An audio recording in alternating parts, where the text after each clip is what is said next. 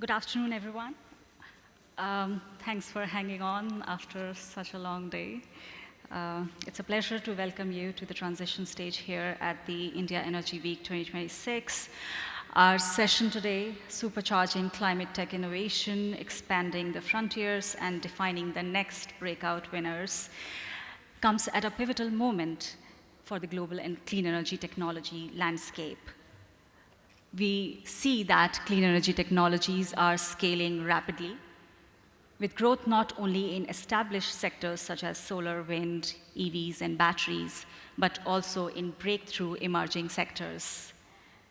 While renewable energy leads the energy transition, there is an emerging set of technologies which we are going to be talking about in today's session, which can take us to the next stage of energy transition. This panel brings together leaders who are shaping this transformation from industrial decarbonization and deep tech innovation to climate finance, circular economy, and large-scale renewable deployment. So I'm excited to explore with them what the next wave of climate tech winners will look like and what it would take to get there. So with a quick round of introduction for our panelists, I have with me Michael Train, SVP and Chief Sustainability Officer at Emerson. He leads Emerson's environmental sustainability strategy, focusing on advanced technologies and partnerships that accelerate industrial decarbonization. Next, we have Mohammed Aljuaib, CTO at Aramco Ventures. He directs investments in digital transformation and cybersecurity for Aramco Ventures, supporting breakthrough solutions in low-carbon fuels, advanced materials, and emerging climate tech ventures. We have Saravan Penubarthi, CTO at AIQ. Saravan brings deep expertise in digital transformation, technology strategies, and his work focuses on unlocking efficiency and next-generation operational capabilities across multiple industries. Lastly, we have Nishant Arya, Vice Chairman and MD at JBM Group. He leads the investments in EVs, renewable energy, EV charging, infrastructure, and advanced manufacturing across the globe. So, to kick off our discussion, I would first start with Michael. We have seen that clean energy transition has been accelerating, but only around the already commercial technologies like solar and wind. And to further deepen the energy transition to move towards a more mature phase, we need new and emerging technologies for decarbonization in hard-to-abate sectors. So what, according to you, is that next phase of energy transition that looks like where we can achieve these goals of net zero or fully decarbonizing our economies in the next few years? Yeah, great. Well, thank you. Thanks for having me join you today. This will be the best panel of the day for those that are staying with us. We will make this fun, we promise. Just for background, Emerson is an automation company, a global automation leader, I would suggest. Serve a lot of critical industries, traditional power, chemicals, life sciences, metals, those types of industries. Of course, we now have emerging industries around what energy transition and new materials and circularity and those types of activities. When I talk about the automation, we do the sensing, kind of the data creation actually in the processes. We have the valves and actuators that make the movements, control systems where our customers really run their operations and insert their logic and really, make their products happen. And then a lot of software that's in designs and simulations and optimization. So we play all the way across all those stacks and everything. What's been interesting, so let's call it the last 5 years, has been our hard-to-abate industries, for example, steel making, chemicals, some other things. I think these companies have been committed to trying to support the goal of getting the world to net zero. They have been focused on their emissions. They are measuring things. They are using tools to be more efficient. They're building out their roadmaps, looking at marginal costs to abate. And we're in many of those conversations, and we're fortunate that we get to participate through it, some bolt-on technology capabilities that they get to leverage in those things. We're seeing a lot more interest in carbon capture. We've seen real projects in the world. They've been implemented. I think there's a body of knowledge being built around that and what that means. We've seen, of course, the renewables that you referenced earlier. There's also some new designs for nuclear and some other things that are coming in that space that we think is quite interesting. Battery storage is an item. I know pumped hydro is another scenario that's very active here in India. I've seen some projects in the meeting this week already that talk to that, those types of things. And again, trying to enable that, enabling the hydrogen, where we still need a molecule to deliver an energy source. You know, and steel making, for example, is looking very closely at hydrogen as one of the things we can do. And then, of course, using all of this automation to do circularity and those types of things. So I think the companies have learned a lot. We've seen pilot scale projects. We now have seen larger scale projects. There's still a lot of projects in execution. But I think the world's starting to get a sense of what it takes to do those projects, what the costs of those are. You know, the trick in all of this is getting the economics at some point to work out and the policy shaped that can help sort of motivate the demand and prompt all of us to kind of make our next steps. Great.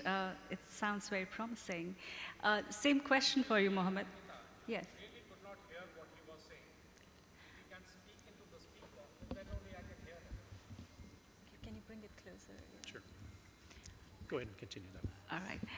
Thanks for that feedback.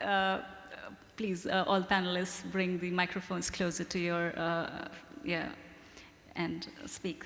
So yeah, similar question, but from a venture capital perspective, that what are the technologies that Aramco Ventures is looking at, which will drive the innovation towards the next phase of energy transition? Thank you, Anita. Can you hear me? Is it switched on? Can you hear me now? Okay, I'll speak louder. Thank you, Nikita. Yes, so maybe a quick introduction of what Aramco Venture is doing. We're the venture capital arm of Saudi Aramco, the biggest oil company in the world. We were established in 2012. We invest in startups with differentiated technologies, covering all the sustainability, digital transformation, and also otherwise, anything to diversify income for Saudi Aramco and for the kingdom. We have $7.5 billion of asset under management.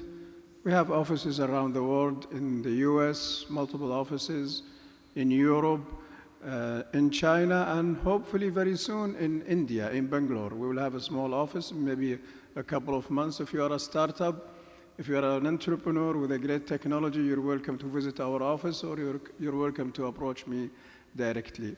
So back to the question, yes, so beyond the normal conventional solar and wind generation for new energies, we're seeing trends around the world, different in geographical region, but the common ones are SMR, small modular reactors for the new industries, particularly given their high density power. But also we're seeing green hydrogen picking up very quickly in parts of the world like China. We're seeing also new advancements into the solar and wind, like space technology, space reflective technology to help ensure the sunlight is 24/7 into the site. So like installing mirrors in the sky, or solar panels to reflect light to 24/7 to address the battery storage complications and cost complications. We're also seeing trends in tethered windmills to capture the power at higher elevation. But besides that, in the industrial facilities, the focus, as you have seen in many sessions here, is electrifications of utilities. And I think besides that, we're also looking into nanomaterial to be added to the steam generation, to the heaters to improve the energy efficiency. We're also seeing big trends and focus on waste heat recovery from our facilities. But also besides really addressing the problem of sustainability heads on, we're also investing in technologies to enable this. As you move into sustainability, you electrify cars, you need more batteries, you need more lithium, you need more copper, you need more graphite, you need more graphene-based compounds or carbon nanotubes. We're investing in transition minerals in that space. We're also looking into mining, given the experience of Saudi Aramco in drilling. to look into ways to optimize mining. We're also looking into spaces like seabed mining. And beside also that, we're also looking at improving energy efficiency into our own facilities in the distribution and into solid state transformers, into grid stability solutions, and big focus also now on the infrastructure for AI, which I will leave to the discussion to later, but building data centers, optimizing data centers, availing green power for data center is also one of the biggest focus areas for Aramco Ventures recently. Perfect. Going to you, Sarwan, I think same question, but also to add on to it, because you are working on AI transformation and technologies. So from your perspective, how does the energy transition looks like from the perspective of the digital transformation that it needs, and what new technologies that could emerge that could pave the way towards it? First of all, thanks for having me, Ankita, to start with. I hope everyone can hear me. So I am from AIQ. So AIQ is an AI company focused only on energy transformation. So we have been in the business for the last 5 years. So we are not the new kid on the block. So more than people getting fancied with AI, we have made our hands dirty. So there are a lot of learnings for us to share with. Coming back to the specific point about the trends that we see, I mean, Mike and Mohammed have spoken about the conventional energy, where this renewable energy is actually focusing on energy transition piece. I slightly look at it at a different angle from the technology point of view. I look at more of the abatement, optimization, and efficiency point of view. And the reason for that is the world has been going rah-rah around abatement and decarbonization and net zero. But before you talk about abatement, you need to measure exactly how much are you emitting to start with and which equipment is emitting to start with. So one of the solutions we have is Emission X, is actually focused on that. We built this across ADNOC group of operations right now, is actually utilizing that solution for both Scope 1, Scope 2, and Scope 3 as well to start with. And the other one that we see is, especially when it comes to AI, we don't look at energy and AI as two different parameters. Since last 3 years, we have been very vocal about it, and we say that it's energy for AI and AI for energy. And we completely believe in that philosophy, and it is actually coming true right now. The only way you can definitely run AI is with huge energy demands, but at the same time, you can also optimize the entire energy needs using AI.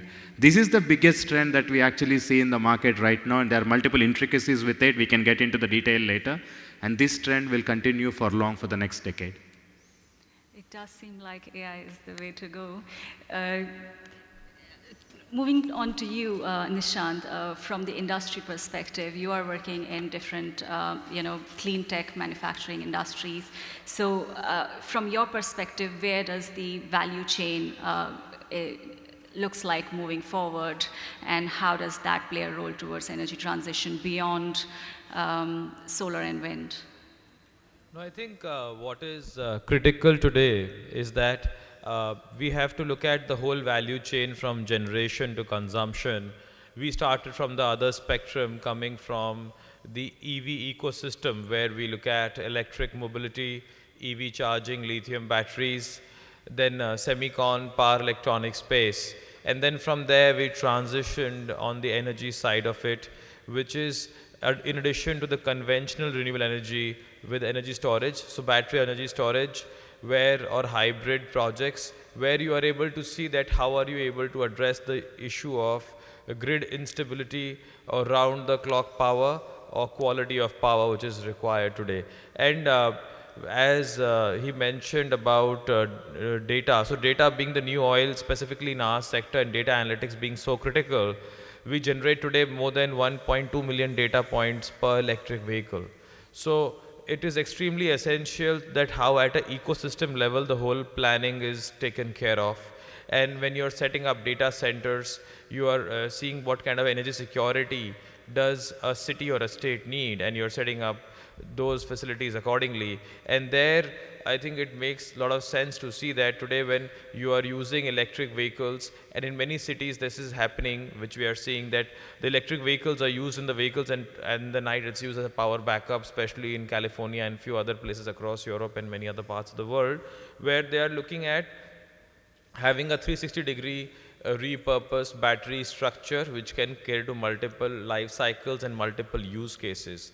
At the same time, what is essential is that how are you able to address the problem that you generate green, consume green, and then as I mentioned about the life cycles, so a product is used for static energy, which is for storage, for dynamic energy in electric vehicles, and is also used as a power backup at times. So I think a holistic view makes things viable, and that's where today when the countries and cities which are setting up even EV charging stations, they're trying to see that with such kind of solutions, how can they consume green energy, and how today the responsible end consumer has been able to understand that they do have to propel and look at using green energy, which is their accountability, and especially after COVID, people have become a lot more responsible towards that. And that's where we talk about green capital as well, because the carbon footprint which is getting generated through this, so like with every electric vehicle, in its lifetime, and I'm referring to buses, you could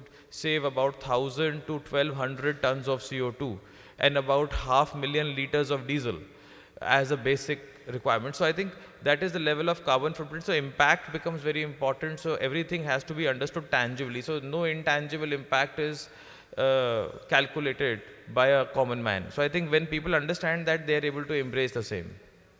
Definitely. So yes, there is a whole array of technologies which are available to us, which are at the cusp of commercialization or adoption at scale.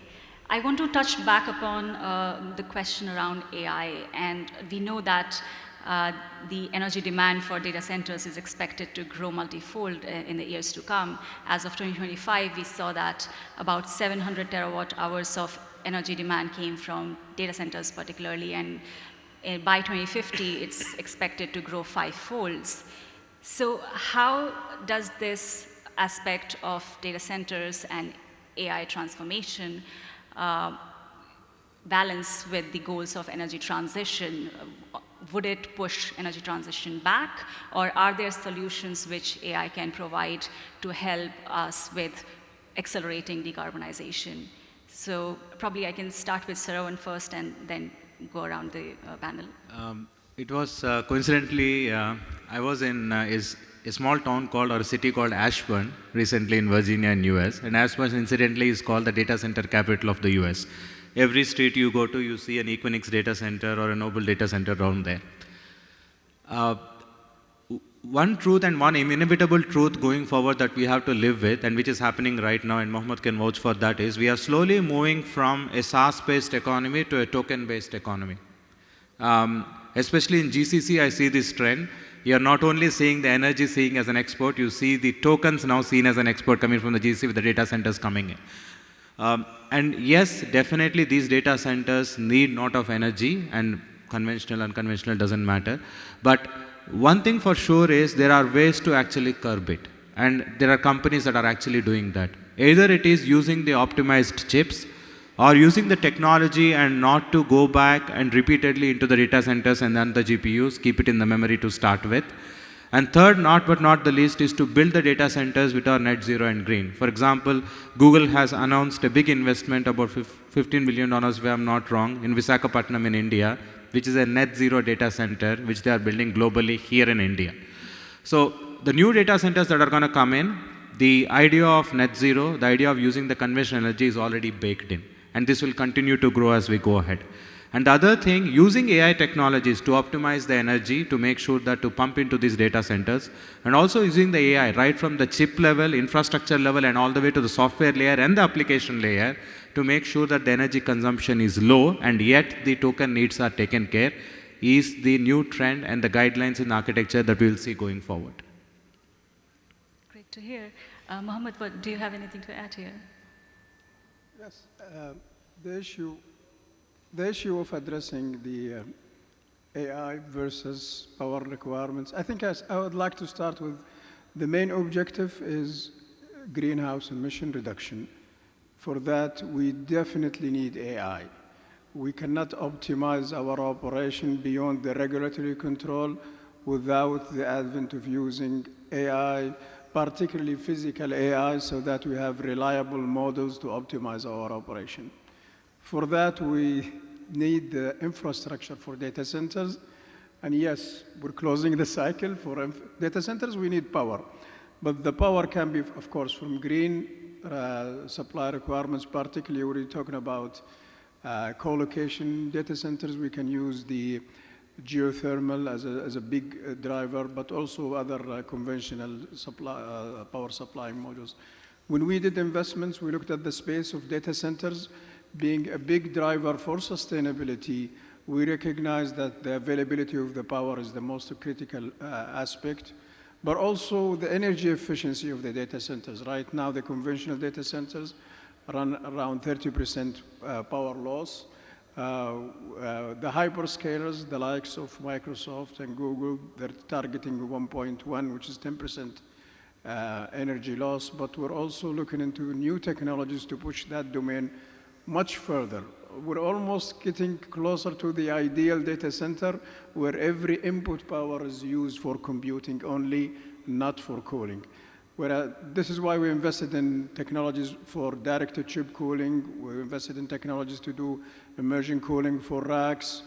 We invested in a technology that does computing without CMOS chip. So the next generation, they're not going to be a CMOS or a silicon-based GPU. It's going to be a photonic calculation GPU. They give you the energy efficiency of 100 times.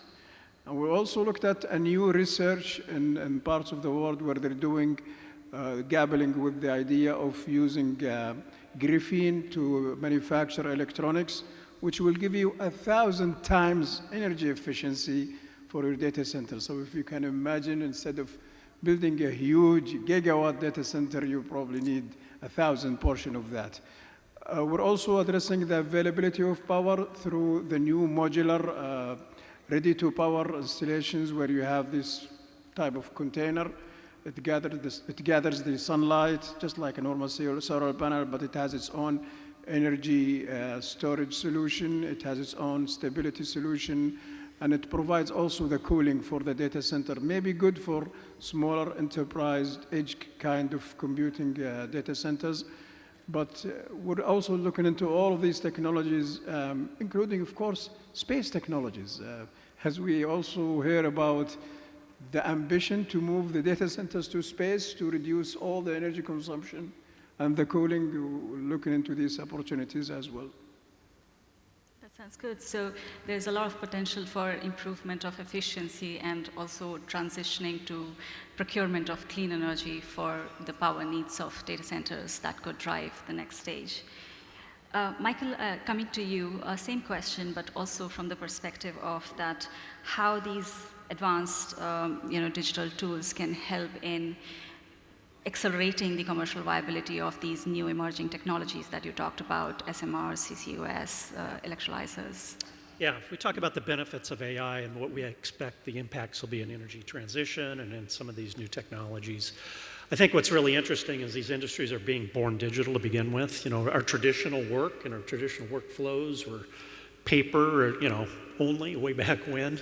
And obviously we've been adding on and morphing through time, and we've added digital things to that.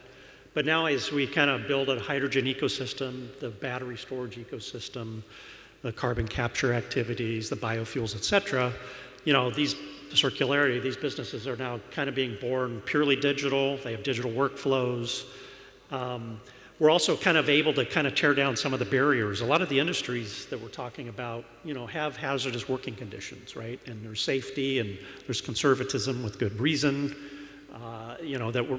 So we're careful about how we apply these technologies, and we don't want an AI that just hallucinates something and run something out of a process that's not safe.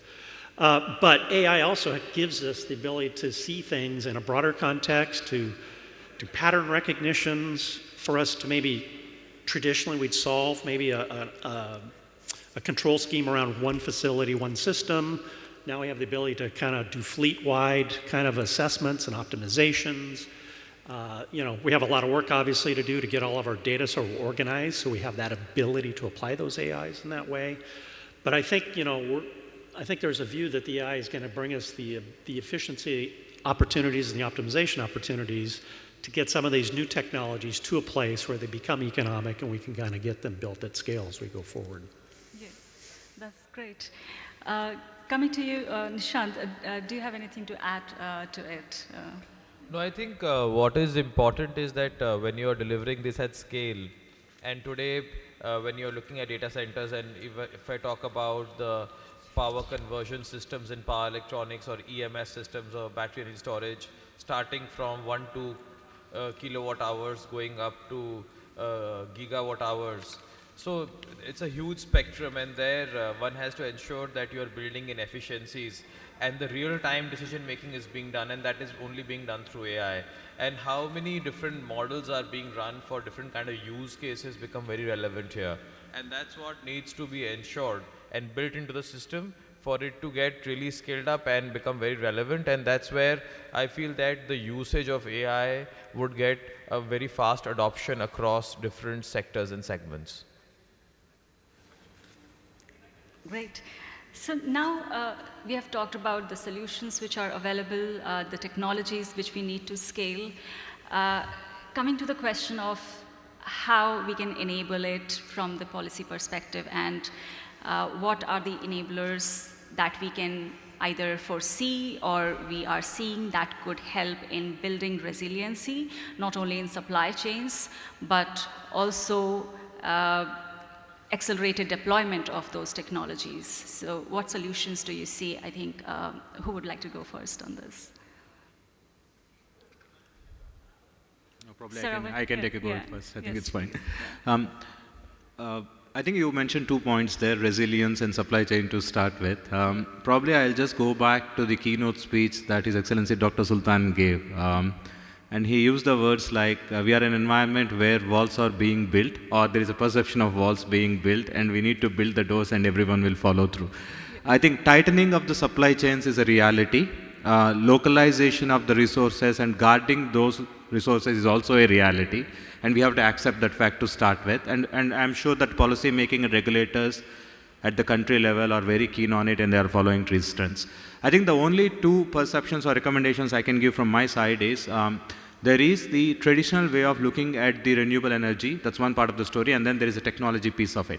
The traditional way of looking at the renewable energy source, I'm sure the policymakers or focus has to definitely focus on 3 things: the financing fees, the ease of business fees, and also putting the right kind of regulations for the consumers also to enable it at the end of the day. So these are the 3 things for sure the policymakers and regulators on the traditional renewable energy space has to focus on. On the technology piece to start with, this is where I feel every country, especially sovereign AI, is growing, and it's a reality right now. Every country can do a bit more as well, because this is the only parameter I would feel is in the control of the regulator within the country to start with. And with so much happening on the tightening of the supply chain side, the optimization comes into the picture, and you have a great opportunity with AI there. I think if we can just focus on these 2 parameters separately and using the right technology of AI, especially on optimizing the supply chains, and also to make sure that they enable it on the efficiency side and as well as on the transition side and the affordability side, I think that's where the magic will happen. So optimization of supply chains is where the opportunity lies. Just to add to what Yes. he was sharing, I think it's very important today, because in the times of when we are seeing multiple free trade agreements happening, and today India has done more than 8 free trade agreements with different developed countries, and the kind of focus we have on Make in India, but being coupled with the RDI, Research and Development Initiative, and design linked incentives, it's the right moment for us to see that how India can complete the full spectrum and take control of this supply chain, and not being focused only on domestic market, but as we see the leader, as the leader of the global south. And even last year when I was traveling with the Honorable Prime Minister, we got opportunity to see that how multiple countries in Europe see that India is looked at as a manufacturing base for the whole region, catering to APAC, Middle East, Africa, and the whole place. So I think multiple such opportunities exist, and having the demographic dividend of having a local consumption driven market adds on. So we can give a substantial local market perspective, and in addition to that, coupled with the right policy framework where we are seeing multiple policies getting ironed out, and states welcoming and seeing that in specific sectors, whether we talk about semiconductor, we talk about pharma, we talk about automotive, medtech, defense, amongst many others, there is a huge focus, and that's where PLI schemes and other schemes have really come across and have been very successful. So that's where I think huge collaboration opportunities are there between domestic and international companies and local companies to invest in technology, to see that how we are proceeding further with the technology driving value as a primary focus. And that is going to bring in a paradigm shift in the mindset of people, that we just don't need to do something which somebody else has done, but from a frugal, agile and nimble perspective, we can do that ourselves in our own way. Right. Yes, India has a huge opportunity right now to build clean tech supply chains, which not only localization of supply chains, but also becoming a regional hub for supplying to other demands countries for these technologies. Michael, coming to you, do you see that policy has a role to play, or the industry and the market is ready to take on this opportunity head on? Yeah, absolutely. I'd say a couple of things on the policy front. One is, getting the value of carbon into the mathematics of everything we do in society, right? And again, we've seen most countries express their ambitions for what they want to do from an emission standpoint. But we've seen Europe probably lead the way on that, where they got some of that in place, carbon border adjustment mechanism, the emissions trading schemes. These things at least allow us to start putting a value on the carbon, so that we all understand sort of what the economics of these solutions will be able to be as we go forward. So I think that's been a really important piece. And again, other countries are following suit now. India, of course, has been very active with all forms of the clean tech that we've been talking about, and trying to build those coalitions or those consortiums to make certainly some of those first projects happen, which is great. We still need more sponsorship from our governments, I think, to make sure that maybe we get the first SMR that we talked about, 2 or 3 of those built. We get to learn from those. I think only governments are in a position to provide some of the backing to make those things happen. So we still need that kind of sponsorship piece. I think, again, we need sort of this carbon pricing piece. And then, of course, we need feedstock. And feedstock I think about as our human talent, and driving everything around that process to bring more people into the equation here, and to further drive what we're trying to do broadly in the climate tech transitions.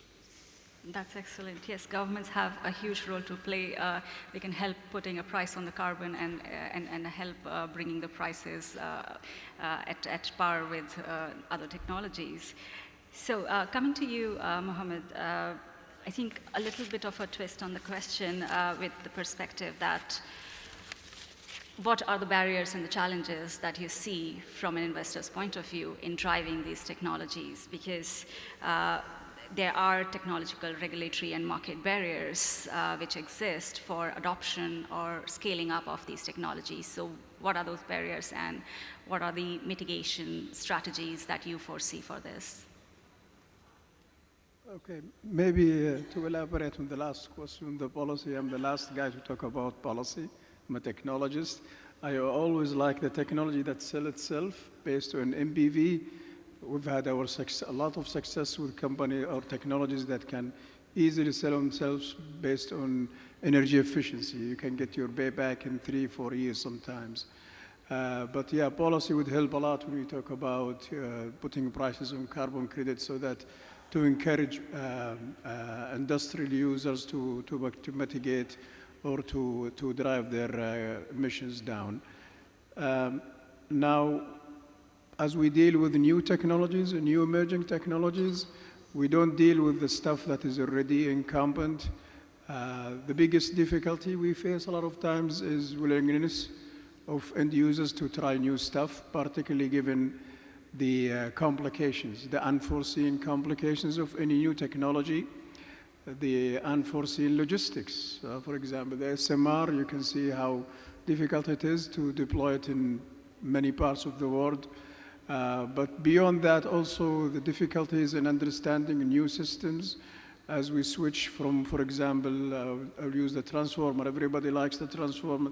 Conventional transformers, although they're having big reliability problems. We have transformers burning every year and then, but we're switching to solid-state transformers, in which they promise all the the goodies about the energy efficiency, the delivery time, but people having difficulties to switch to. Actually, it's way even more difficult sometimes to switch from a fixed speed drive to a variable speed drive, which is, I would say, maybe a very easy pick when you are dealing with an industrial facility. A lot of people, operation, particularly ground floor operation, they like incumbent technology. It's their area of comfort. They don't want to change something, to switch to something that could give energy efficiency or better yield production. Fear of the complications, fear of the need to consult, to go deeper into technology or acquiring knowledge outside their expertise. So it's the fear of getting into new territories. Like a lot of us, when we have new technologies, I remember my first smartphone was really a scary thing for me, but after some time, we cannot live without new technologies, and it's happening whether we like it or not. So this is something that we hope, inshallah, in the future it's going to go away, but this is the first thing that we really face when we deal with the new startups and new technologies. Yeah, there's kind of a human thing about change, right, that you're kind of touching on. And it's hard. And a lot of our organizations are built to operate. We don't necessarily carry the resource around to do the change part of it. So, yeah, there's a lot there to kind of get our arms around. And technology is inevitable. So we have touched upon technology, we have touched upon policy. Now coming back to where's the money coming from? Where do the investments come from? How do we make sure that there is investments flowing into these clean tech options which drive the decarbonization, not only in the conventional sectors in the power sector, but also in hard-to-abate sectors where there are deep tech requirements are there. So how do we make sure that there is availability of financing so that we can implement this climate tech at scale? I would start with you, Mohammed, because you are a venture capitalist. Yeah. Well, as I said, in Aramco Ventures, we do investments in various stages of the development. Of course, besides the venture capital rounds A, B, C, even late stage venturing, we can help. We have the capital to help with differentiated technology. We also have a specific fund to help seed investments and also pre-seed investments. As long as we have an idea, we have a technology that is differentiated, as long as it can survive the competitive landscape, which is something I do on a daily basis, we can fund, we can help with the development of the technology until it is ready for mass deployment. Excellent. Nishant. Yeah, I personally see, that in this case, one should really look at how you are able to bring and build sustainable business models, because adding credibility and scale is very essential for attracting big investments. And our experience has been that large DFIs or pension funds and many such long-term pools of capital are very essential. On the other hand, having startups where I think investors like Mohammed and Aramco are really important because they incubate them at the right time. And today there are a lot of green capital and impact focused funds who are really raring to go and seeing that how are you able to scale and sustain at the same time, and how cash burn is not a technology which you are deploying in the solutions for the longer term on sustainable basis. So I think those have been few key learnings which have really brought in a paradigm shift from before, where in certain cases burning cash was something which was fashionable and was seen that over a period of time, if you're doing so, you will hit parity at some point and break even at some point. But I think today the investors have become really a lot more focused in what they are looking for, and they are having huge pools of capital available to be deployed. And actually it's the other way around, that huge pools of capital do not have the requisite investments which they can make, rather than the investments not getting the desired capital because of lack of business models and scale, and how they do not see that there is a threat of substitutes and the future technology built in the longer term. Right. So lack of business models is one of the challenge while the capital is available as long as there were sustainable business models around them. Michael, what do you have to say? A few things on the investment front. I think there is a lot of money available in the world to make these investments. I think our younger generation is sort of demanding that we make these investments, and you kind of see those things converging together. So I think there's enough interest out there. I think maybe back to some of Mohammed's point earlier, we need to get some proofs out there. If these climate tech solutions have the promise and create the value, they will show growth, and generally growth is what attracts investment, right? People are interested in growth. They want to believe in the growth. So I think if you kind of get the growth started, there will be a flywheel of the investors showing up to support these. So getting the initial ones built, getting them figured out, getting the value creation, and then, it's engineering. I view it as engineering. We just have to keep engineering these solutions. We'll get to parity eventually and cross some lines in the future. So I think the investors are there. I think they want to believe too, but you gotta bring them some truth once in a while and show it to them, let them see what it can be. Show where the value lies. Yeah. Sarwan. If I can jump in. Yes, please. If I can jump in. We in Aramco Ventures, the easiest job is to wire the money. It's very easy. The difficult part is to really help the company grow. This is why we try to offer them a very close network within the expert within the industry, be it an oil and gas, water treatment.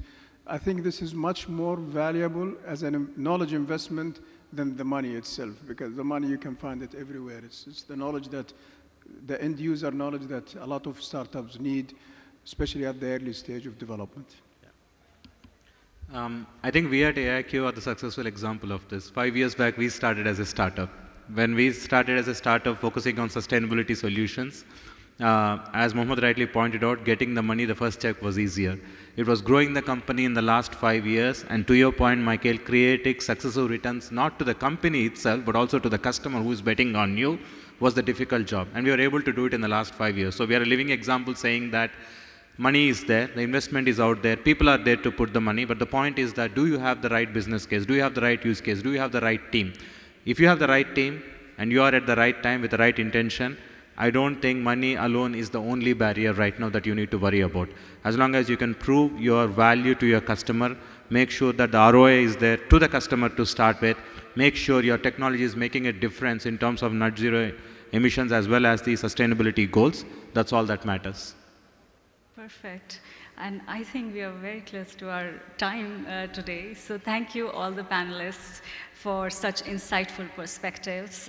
Today's discussion has highlighted that the clean energy economy is driving at an unprecedented pace, but we need coordination between policy, between industry, and so that there is alignment between the goals so that we can address the energy trilemma, the competing requirements of meeting the need for energy security, energy transition, as well as providing affordable energy to all.